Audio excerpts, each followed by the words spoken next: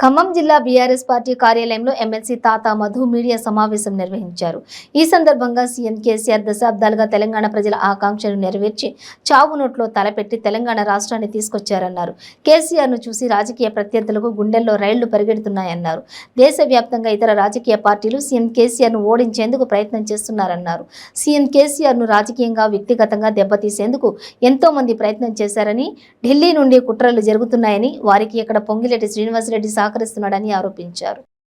మాటలు మాట్లాడుతూ 8.5 సంవత్సరాలు ఈ పార్టీలో ఉండి కేసీఆర్ గారు కేటీఆర్ గారితో అంటగాగి తన అవసరాలు తీర్చుకొని, నేను పెద్ద మాట రాల్సి వస్తే కానీ ఆ మాటని అనలేకపోతున్నా, భవిష్యత్తులో అంట ఖచ్చితంగా అంట టైం వచ్చినప్పుడు.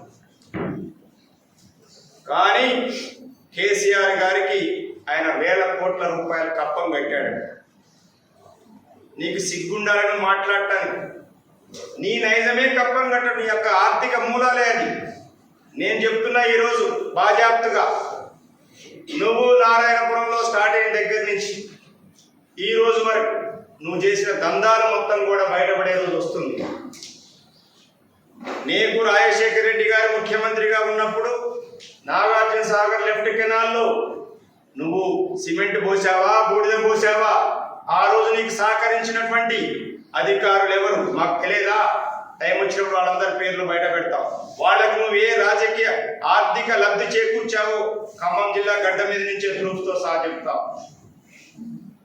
నీకు స్వరసగా సోదరుడు అయ్యేటువంటి వ్యక్తే ఆ రోజు విజిలెన్స్ చేయాలి, ఈ మీద నీ అవినీతి మీద విజిలెన్స్ చేయాలని ఈ రోజు నువ్వు ఏ పార్టీలకు పోవాలనుకున్నావు ఆ పార్టీలో ఉన్నటువంటి నాయకుడు నీ సొంత సోదరుడు వరుస అయిన వ్యక్తి విజిలెన్స్ కోసం ఆ రోజు విజిలెన్స్ ఎంక్వైరీ చేయించడం జరిగింది. వాస్తవం కాదా?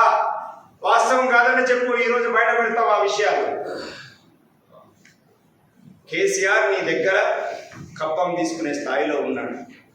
కేసీఆర్ని కొనేటువంటి, కేసీఆర్కి డబ్బులు ఇచ్చేటువంటి స్థాయి నీది అని అడుగుతున్నా నేను. కేసీఆర్ని చాలా మంది కొనాలని చూశారు. తెలంగాణ ఉద్యమ టైంలోనే ఢిల్లీ ద్రోహులు, ఇక్కడ ఉన్నటువంటి తెలంగాణ వ్యతిరేక శక్తులు, నీవేదే గురువుగా భావిస్తున్నటువంటి వైఎస్ రాజశేఖర రెడ్డి అనేక సందర్భాల్లో టీఆర్ఎస్ పార్టీని కొనడానికి ప్రయత్నం చేసింది.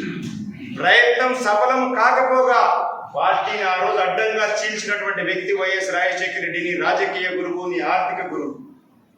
ఆ రోజే లొంగిపోయినటువంటి వ్యక్తి నువ్వు ఒక బచ్చాగాడివి. నీకు లొంగిపోతాడా కేసీఆర్ గారు? నువ్వు మాట్లాడతావు పెద్ద మాట.